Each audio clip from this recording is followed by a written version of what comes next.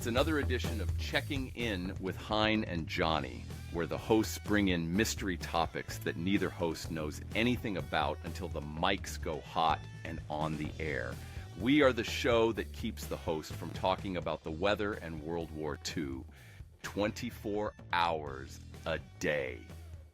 Hey, Heine, man, what's on your mind?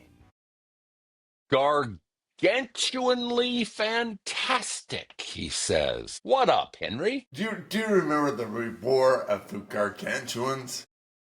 That movie? I do not remember that. I do not remember it.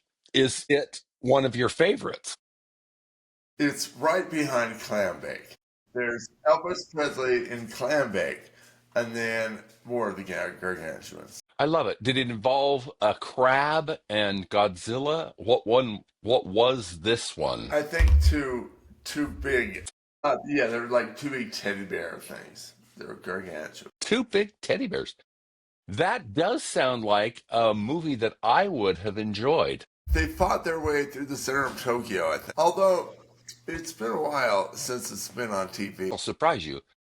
I probably won't revisit that.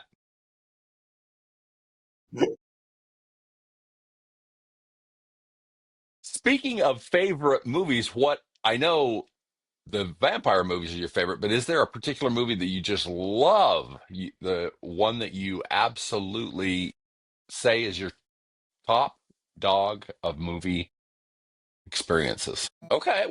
I'll tell you the one I've watched the most. Okay. The movie I've watched the most is probably Bill Murray's Groundhog and probably Chevy Chase's Christmas Vacation. So those are the two I've watched the most.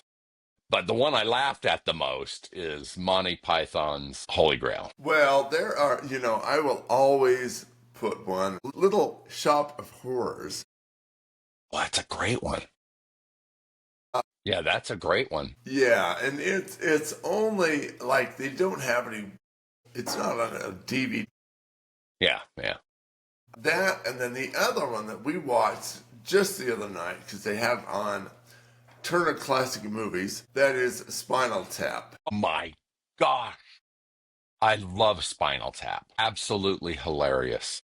This is, since you mentioned it, I will tell you. My love for Spinal Tap is quite good. This is me as if I was in Spinal Tap eating peach slices. Oh, no. Ow, right there. That gland is completely jammed. These peach slices are unbelievable, but the honey marinade just sets it off. It's like chewing pure fire. I can't even get through a bite without... You're welcome. What's with the hair? That's as if I was in Spinal Tap. That is... me in Spinal Tap. This is me getting into a car as if I was in Spinal Tap. Open up. What's wrong with you? Too small for your own lock. Forget it. I'm going through the roof. All right. Get out. Hair blowing. Just how a rock god cruises. Let's roll. If at first you don't succeed, try black leather pants. Got it, boss. Too much smoke here, mate. I can't see the frets. Kill the boggernots, yeah? I'm choking on this stuff. Seriously, turn it down. I don't need to disappear in a cloud to play.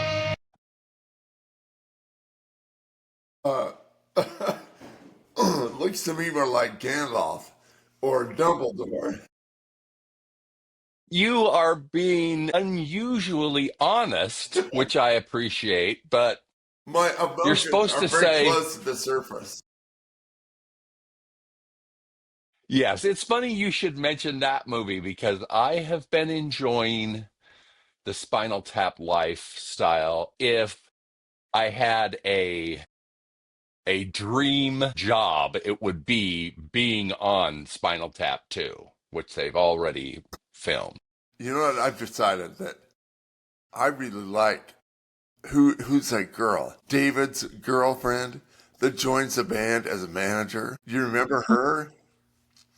I guess I don't remember the name. About Dobley. We could We could film it doubly. And then Nigel's all, it's Dolby, you idiot. That would be my dream. I I wish still I think could be she's in it. hot. I love the styles that she wears. Her hair, her stringy, hanging down things. It's great. Rock and roll. Rock and roll. So that is in your top 5 for sure, it sounds like. Some people say, once I retire and I get out of the rat race, I'm going to go to this place. Is there a slow down spot in the world that you're just like, I'm going to go there and take it easy when I'm done with this dog eat dog world?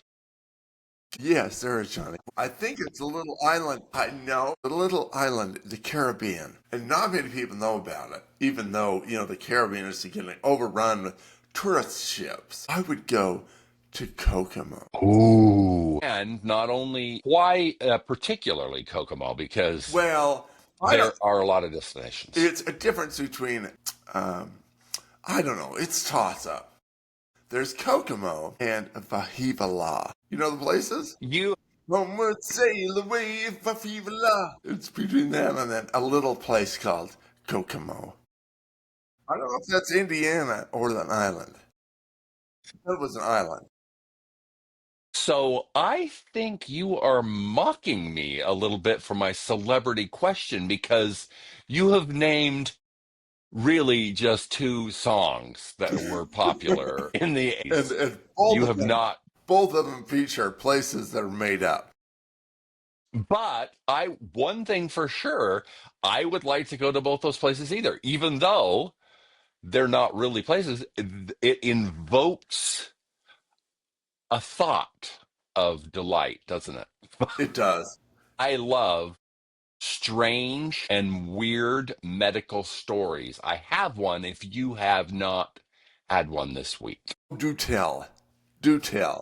Well, okay, so a lady is stricken with Lyme disease, which is horrible. She did not do her tick check, and one of my favorite tick check or that type of thing in movies is in a Bill Murray movie where he's the only one that got hit. I digress. The lady is going to die. There is no cure for Lyme disease. She's going to die. She's at her late stages of life, and she gets swarmed by a swarm of angry bees, and they sting her so much that they assume she's going to die, because you can't survive that many bee stings, and it cures her Lyme disease. No way. Gone. No way. Gone. And the fact is that the part of the bee sting venom is supposedly helps. This lady is completely better because of it. So now, ongoing sensation of bee sting venom. Wow. I love it. So if I'm jogging in the woods, rather than do the tick check, I just head on over to a beehive. Shove your hand into a swarm of bees. You are completely vaccinated. Wow. Vaccinated. Wow. Did you ever get COVID during the pandemic? Yes, I did. We had a super spreader event at work. We all wore masks. Everybody got it. And we kept 6 feet away. And we checked our temperature, and we all got it. Didn't matter, yeah. Yeah, fortunately, well, we all survived. Oh, well, that's, as a side note, that's lovely that you survived. Yeah, I think everybody that I know got it. Strange how it was the perfect disease, or I guess virus, for helping with the massive Marvel goal when the bad dude wants to kill half the world, and it only kills old people. That would have been a very unpleasant plot line in Endgame if he had closed his fist and it just killed a bunch of old people. But that's what COVID did. So strange. That it was. Thanks to our Chinese friends. We applaud them for not handling their germs For properly. doing let's see, a gain of function work with their diseases. Oh no. I love it. I know it came from bats. Yeah, bats. Don't start me. Monkey brains. Don't get start me started. Yeah. Speaking of super spreader events, did you ever have any time at a summer camp when you were younger? Yes. And pray tell, what was it other than Mill Hollow, which wasn't really a summer camp? That's the only thing I ever did. Yeah, but you didn't stay the night there. You didn't go for... Oh, I did. You did? Yeah, I don't know why, but I stayed the night at Mill Hollow. And it was fun. It's kind of scary because I was 18, so yes, scary for the 12-year-olds. I scare easily. If Mill Hollow doesn't count. Are you asking? Did I ever go to that camp in upstate New York where Baby and Patrick Swayze were hanging out, and I learned to dance? Don't put Baby in a corner. Yeah, I mean, I guess summer camps that I see in movies are a full 3 months. I mean, it seems like it's a thing. I never went to one, so literally Mill Hollow for the weekend was my only reference. Well, that's probably why you're such a lousy dancer. And I never met Patrick Swayze. That's why, because he was at summer camp dancing like a dirty individual. Yeah. So you didn't do any 3 months like what Hollywood ones? Who do I look like? Howard Hughes? No, we didn't do it. No golf camp. We had summer work camp. You got to help your dad at work? What? Did you have to help your dad at work? Yeah. Is that what you mean by summer work camp? It was called a heavy lifting camp, and it made me the person that I am today. Yeah. Is your dad is he the person that was most inspiring to what you became? Or was there a particular person that just, like in the back of your mind, man, they really get me going. They get my tiddly winking. Yeah, no, my dad was the most influential person in my life. Nice. Yeah, yours probably, it's the guy you look up to the most. Yeah, for the most years. Yeah. Yeah. You believe he is Superman. And he was. Until you're 14. Yeah. Yeah, then you go away from Superman. You try to hit him. Yeah, you want to make sure you're as far away from Superman as you can be. I don't know, but well, that's why you're the moral backbone of the podcast. That's why. But yeah, they are your dad. I guess even if your dad beats you every weekend on a drunken stupor, you still look up. The folks that have had that experience probably sit up straight at dinner. Probably don't cause any trouble. Try not to be a fuss. Speaking of family members that are awesome, I know you never watch the podcast because it's so boring, but did you watch the podcasts when your kids were on? Yeah.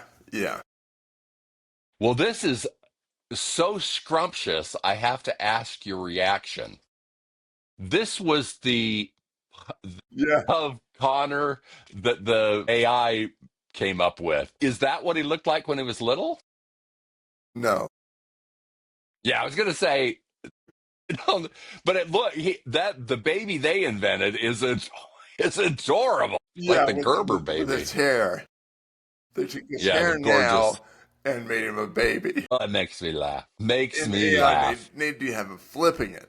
Need to have him sit there and toss it back and forth and rub it. And was there anything in Jake's visit on the podcast that surprised you? What it made me, I don't know, it surprised me, but it was a demonstration of how articulate he is. Oh, absolutely. And you know what's interesting is Connor was on the podcast, of course, a couple of times, and he goes, "Oh, you've got to have Jake on the podcast. He's really funny." And of course, He was. He was funny and great. Yes.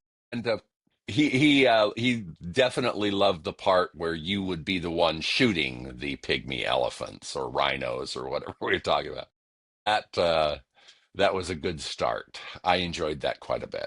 I did too. How about with Connor? He's been on a few times, but anything that was stood out with Connor's visit to the pod? Connor is a little bit more like having Keith Richards on the podcast, which is fun. It's very fun. Connor gets the clicks. Oh, The ladies love the Connor. Yeah. Oh, yeah. So that smile, all that hair, and that's all working? The hair flipping. That's ladies love. He should have a rapper name. LL Cool C. LL Cool C. Kill a tool hang. Yeah. Yeah. Yeah. There is a algorithm that gives you your stripper name, and it's your street name plus your first pet, and that's your stripper name. Have you ever done that game? It's the name of your first pet at the beginning of the name, and then it's the street where you lived. I will tell you mine, and you obviously have never played this game. Oh. Is that right? Is this new for you? Well, my stripper name is incredibly accurate. It is Fifi Bonview, which is like a super French hooker name. I love it. Hence my sister's naming our stupid poodle when we were little. How about yours? Your first pet and then the street you grew up on. Yeah. My name would be Rover 30. Does it have the same French flair? No, it does not. Hence the direction of my Oh my gosh, not that is making hilarious. stops at the Peppermint Hippo. You were never a great male prostitute. You remember his name? Is it Garvin? What was the Fred Garvin, male prostitute. Let me strike some seductive. I loved that skit. There's many skits of SNL that I loved with Stan Aykroyd. That they don't show anymore. Oh no, they were crude and insensitive, and they're not allowed to do that kind of they're not allowed to do that kind of humor anymore. Do you remember the Raging Queen with the manly Captain Ned? No. Come on. Captain Ned. Maybe I would if I saw it though. I have a terrible memory, as you know. Pirates? Were there any men on board? Oh, and starting everyone to now that you mentioned, all men to the side to encourage boarders. Yes, of course. Now that you're saying the lines, I am much more apt to understand that. Yes, now I remember. Buck Henry was way out there. Buck Henry was hilarious, so serious. He was a great straight man. Oh, the good old days. And another question, is there anything that you were ever, any unusual request by someone at work or in your personal life that was surprising? Any weird requests that you ever had? Weird requests at work? Yeah, anything unusual that people requested of you that... I can't. Let me give you a minute. What have you got? Okay. What? Somebody asked you, like, could you put some coffee mate in my Fresca? It's a very hot topic now, dirty sodas. But I mean, I don't think I would be a very good barista at the dirty coffee place. In fact, I would do terrible owning anything having to do with food or beverage. I would not like it. Would you want a job like that? Yeah. Yeah, I'd hit on all the hot babes that come in to get coffee.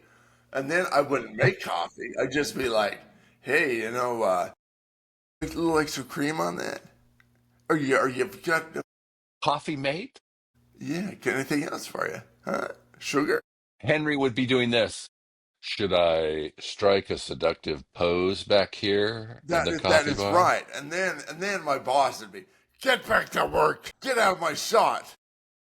If you did, if you didn't make very much coffee, they probably wouldn't have you in too many seductive poses. And then I'd get canned. Yeah, it would take one busy Saturday morning, and you would never make it. But bartender. That might be more different. Yeah, that might be And slightly different. not a busy bar. Yeah, the bucket list at Kokomo. You're at the cocktail bar where Tom Cruise just struck seductive poses all night. You know who is that? Rick at Cafe Americain. From Casablanca. Ooh, What the hell does he do around the just bar? casual. Yeah, hides paper on the piano, sits around, drinks scotch, talks Yeah, to Sam, playing absolutely. music. No team huddles. They're never ever talking about, hey, can we get the drink volume up? Never. Right, he's That's just Paris. I love Paris. Of all the gin joints and you walk into this one. Wow. I Are there better a have lot of another shit drink. joints? So have you added any bucket list items other than owning a gin joint in Paris? Well, the gin joint Anything is in new? Casablanca. Oh, that's Well, good. I mean, you Remember, like memories France. are of, Paris before the war.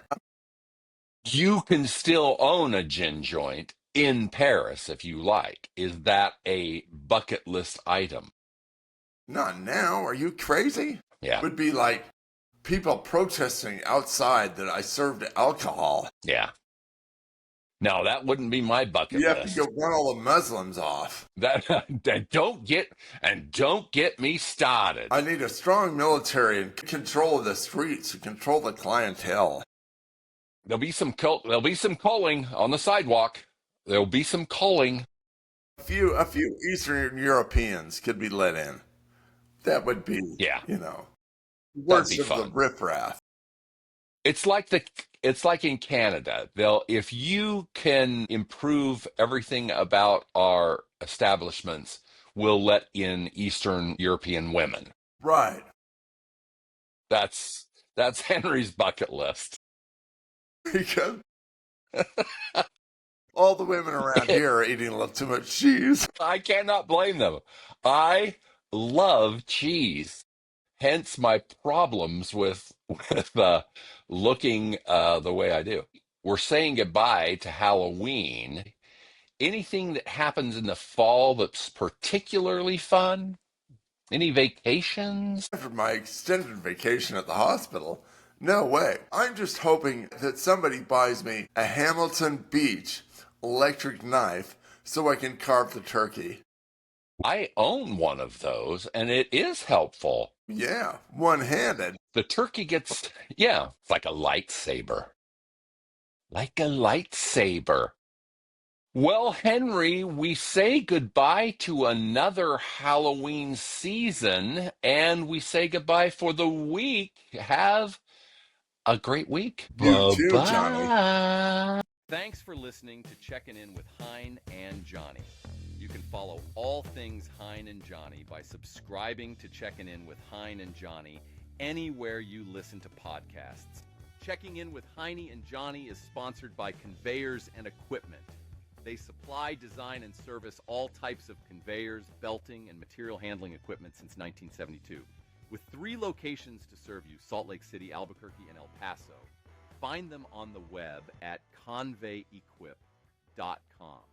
That's ConveyeEquip.com.